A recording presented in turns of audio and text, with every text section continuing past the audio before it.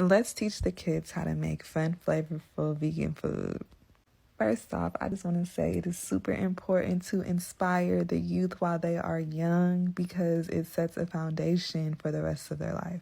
One thing I'm super big on is just letting kids' creativity run wild, right? You are the chef. I'm just the person chaperoning you, making sure you're not cutting yourself and burning yourself. They got to pick exactly what seasonings they wanted to use, how much of each seasoning they wanted to use, and really get hands-on with the ingredients, right? Like, they got to see every part of it, do every single part of it. Here they're making the fried chicken, which is oyster mushrooms. They're whipping their mashed potatoes. They got to season their green beans, taste everything along the process, and just critique themselves and their teammates. These young master chefs made some fried chicken, truffle mashed potatoes, and Creole green beans. It tastes so good. What it taste like? It tastes like fried chicken. Fried chicken? That's what it tastes like?